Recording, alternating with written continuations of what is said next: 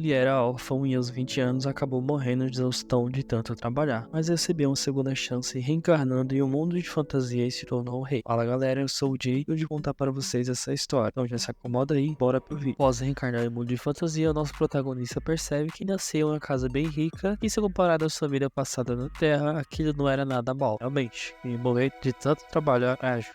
Descansar, né? Que o cara não é de ferro. Também havia outro motivo pelo qual ele achava isso, devido a sua mãe ser extremamente bonita. Se liga na mãe do prota.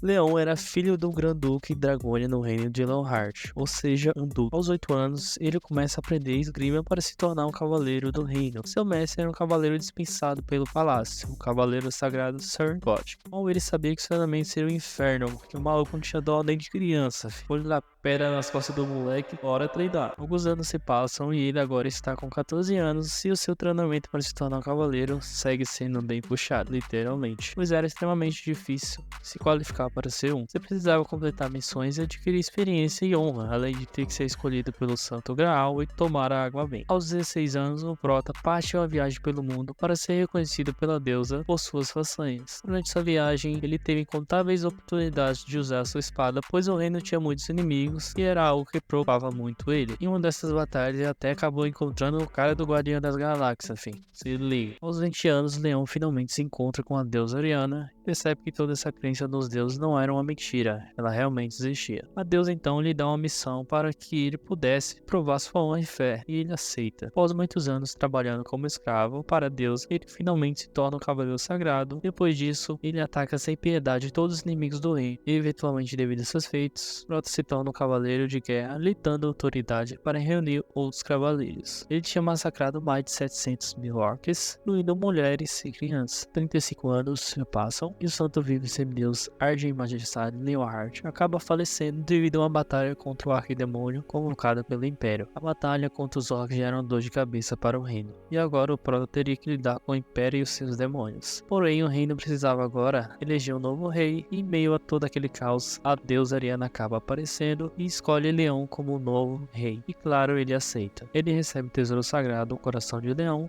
da deusa, e promete proteger o Santo Graal. E assim ele se torna o Grande-Duque de Dragônia e o rei do reino de Leonhardt. 80 anos se passam e muitas coisas aconteceram nesse tempo. Houveram 3 grandes guerras com os orcs, um Goblin evoluiu para Arquidemônio e o Império voltou a fazer experimentos novamente com os civis. 96 anos se passam e finalmente o Imperador consegue invocar o Lorde do Caos na capital após cometer suicídio junto com 3 milhões de cidadãos da capital. O Prota então reúne os seus cavaleiros e parte em direção ao Império para enfrentar seus inimigos. 121 anos se passam e a guerra não chega ao seu fim. Mesmo o Prota dando seu máximo, o mundo estava sendo destruído ao contrário do que ele esperava. E naquele inverno ocorreu a batalha final contra bilhões de demônios que enchiam a Terra. O agente escolhido de todos os deuses e templos sagrados, Leão Dragônia Leonhardt, derrotou os inimigos sozinho até o fim. Leão rasgou incontáveis lordes demônios e arquidemônios em pedaços, mostrando para os seus inimigos o poder de um cavaleiro sagrado. Mais alguns anos se passam e, após 256 anos, finalmente o Prota consegue destruir o último portal demoníaco restante. Não havia mais lugar para eles escaparem. E após 300 anos de muita luta, finalmente o Prota consegue derrotar o último arquidemônio. E apenas com um golpe. Caralho, o maluco é brabo. Mas o que ele não imaginava é que naquele momento se encontraria com os terráqueos. Mas a pergunta é, como diabos os caçadores terráqueos entraram no mundo do Prota naquele exato momento? Bom, naquele mesmo dia na cidade de Seul, um portal se abriu do nada e seu rank era de um preto identificável. A Associação Coreana de Caçadores e a Associação Mundial de Caçadores solicitaram que as grandes guildas da nação participassem do ataque, mas geral ficou com medo, por conta da dificuldade do portal ser desconhecida. No fim, o governo ordenou que a Associação Coreana de Caçadores entrasse primeiro. Eles sabiam que era uma missão suicida, mas mesmo assim tiveram que ir. E quando a caçadora chamada Hari entrou no portal, ela viu foi isso. Sim, geralmente, cara pelado. Que demais! Ai, que delícia! Após retornar para a Terra, os caçadores da associação estavam sem acreditar no que tinham visto, como apenas um homem tinha derrotado um arquidemônio sozinho e ainda com apenas um golpe. O Prota então é levado para a associação para ser interrogado, pois a associação queria saber se o Prota era um sobrevivente do outro mundo, porque havia outros casos de pessoas que conseguiam sobreviver no reino do portal e retornavam à Terra com uma força inacreditável. Por conta disso, o governo fazia de tudo para agradar esses sobreviventes e criava planos para recrutá-los. E não seria diferente com o Prota, mas a real preocupação da associação era a diferença cultural, pois o Prota se portava como alguém da realeza. Para ele, todo mundo era um bando de plebeu mal educado. O Prota, por outro lado, não tinha nenhuma memória da sua vida passada na Terra. Para ele, isso era um alívio, então ele preferiu não revelar isso para a associação porque não seria vantajoso para ele, né? Saitama então começa o interrogatório. Ah, tá. Após algumas perguntas, Leon então pergunta a Saitama se na Terra não existia regras de etiqueta para como eles tratam a realeza. Traduzindo, estava com fome. Saitama em choque pede o rango do Prota, né? Pede para ele aguardar um pouco e que a comida iria chegar. Vai fugir demorar um pouquinho mesmo. Nesse meio tempo, ele pede para o Saitama contar sobre esse mundo, pois ele precisava descobrir o que havia acontecido com a Terra enquanto ele estava fora. Saitama então explica que há 30 anos atrás, portais começaram a abrir ao redor do mundo todo e desses portais saíram monstros e demônios deles. Depois disso, o mundo sempre esteve em estado de emergência. Depois de muitas mortes, eles perceberam que cada portal tem um tema e uma missão de conclusão. Que quando um portal não é fechado, ocorre uma quebra de dungeon, em que os monstros invadem a Terra. O Prota acha estranho porque em esse mundo os demônios invadiram do nada, mas na Terra tem portais com temas e missões, como se fosse para treinar os humanos através de testes. Alguns minutos depois, o rango do Prota chega. Mas o que ele não imaginava que seria um miojo que ele comia muito na sua vida passada. Para piorar a situação, o Saitama ainda fala que é um prato conhecido como alimento dos plebeios. O Prota, é claro, vai ficar toda a vida e dar um socão na mesa e acaba expulsando o coitado Saitama do local. Após muitas tentativas da associação de encontrar um prato que agradasse ele, finalmente eles conseguem achar um. Dessa vez, quem irá tentar falar com o Prota será a agente Hari, porque o seu parceiro arregou. Coitado até consegue entrar na sala, mas na primeira pergunta dela a respeito da comida, ela já toma um corte seco. Cavalo! Mas Hari só tem uma missão que é fazer ele entrar para a Associação dos Caçadores ou pelo menos fazer ele se juntar ao seu país. Hari então pergunta se ele gostaria de se afiliar à Associação de Caçadores. Ele diz que um rei não pode ser um soldado do exército de outra nação e que irá criar uma nova ordem dos cavaleiros nesse mundo. Coitada da mina não fica sem entender nada, só acena com a cabeça. Mesmo assim, os superiores acabam cedendo ao pedido do Prota, porque eles não podiam arriscar perder ele para uma guilda maior ou para outro país. Mas naquele momento, sua associação de caçadores recebe um alerta de uma quebra de dungeon nas planícies de Ronan, e como o local fica em uma área de agricultura, o elemento demoníaco vai paralisar a produção de alimentos. Porém, Hari diz que já havia uma guilda responsável por esse portal, a Guilda Fênix, que tinha como líder um caçador de rank S. Não tinha como eles não serem capazes de fechar um portal laranja. Então a associação decide ir até o local para ver o que aconteceu, mas o Prota acaba ouvindo tudo atrás da porta e decide ajudar eles, pois na Terra ele sente que faltava algo que tinha em seu mundo. Ao chegar no local, Kim e Hari encontram a Guilda da Fênix e logo entram em discussão, pois eles sabiam que a Guilda Fênix tinha deixado a quebra de dungeon de propósito, por conta da Associação de Caçadores não ter aceitado o pedido deles de isenção dos impostos pelos lucros dos portais. Mas Hari insiste que eles deveriam fechar o portal agora mesmo, pois já fazia uma semana que o portal estava aberto. Se não fosse fechado logo, a autoridade do portal seria leiloada para outra guilda. Mas o líder da Guilda da Fênix, Yong-Wan, diz que seus membros da guilda estão machucados, que seria muito difícil fazer uma raid nesse estado.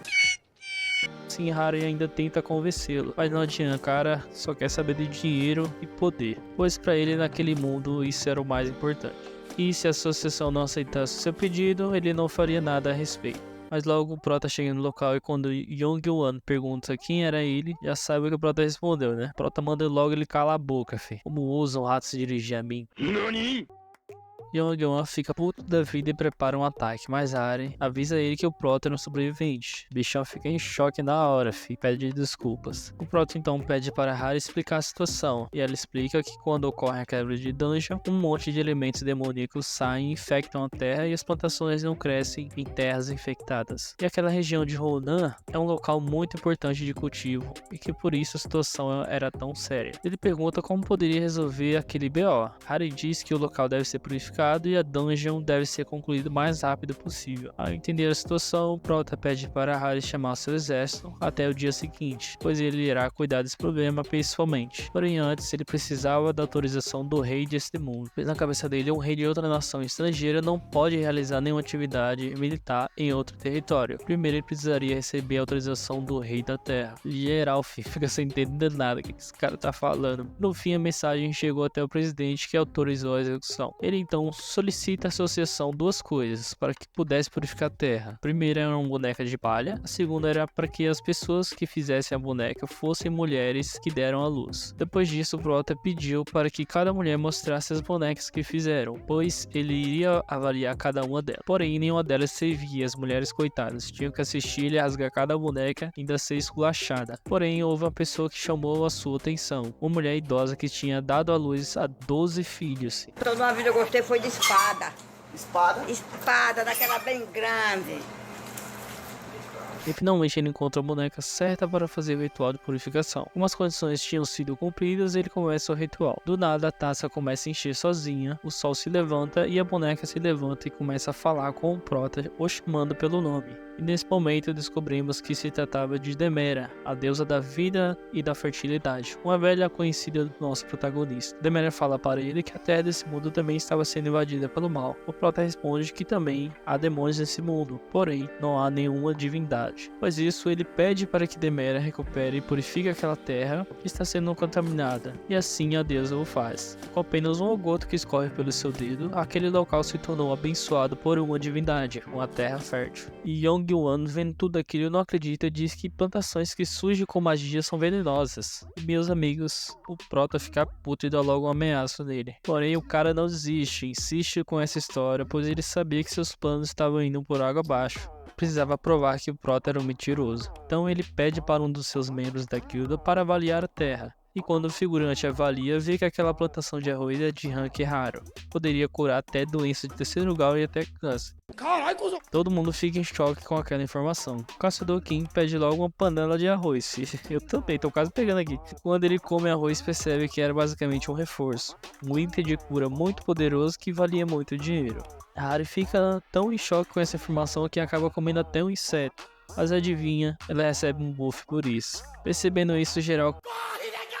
Todo mundo queria receber um buff também, é claro. Após Demera cumprir o desejo do Prota, ela se despede dele e pede para que ele se alimente bem e se cuide. Logo depois, Harry pergunta ao Prota o que era tudo isso que tinha acontecido, e ele simplesmente responde que era poder divino. E como a questão da plantação foi resolvida, os caçadores decidem entrar no portal. Ao entrar no portal, Prota vê alguns esqueletos no chão e lembra que a Guilda Fênix tinha dito que tentaram concluir a dungeon antes, mas tinha mais monstros do que ele esperava. Harry explica que essa era a característica da dungeon, pois enquanto na maioria dos outros portais os monstros diminuem conforme você os derrota, no caso de esqueleto zumbi, e dependendo até demônios, enquanto o boss estiver vivo, os monstros vão continuar se regenerando sem parar. O Prota acha isso interessante, pois só seria necessário derrotar o boss, então provavelmente essa dungeon deveria ser uma dessas. Harry deduz que talvez o boss seja um necromante que controla esqueletos.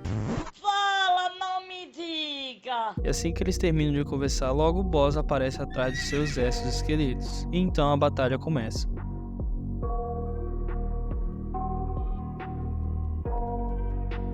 Caçador King fica surpreso com a força dos inimigos, porém aquele portal era de rank laranja, então isso explicava a força deles, mas não seria um problema para eles, já que ele era um tanque de rank D. Mas é aí que ele se engana, pois logo é surpreendido pelos magos do exército de esqueletos. Do nada o Caçador King é surpreendido pelo boss Dullahan, que com apenas um ataque o joga longe. Harry fica desesperado e tenta pedir ajuda ao Prota, mas ele se nega a lutar, pois para ele aquela luta era insignificante, eles deveriam procurar um jeito de derrotar o seu inimigo. A coitada fica sem entender nada e falar: então, você não vai lutar, então eu vou.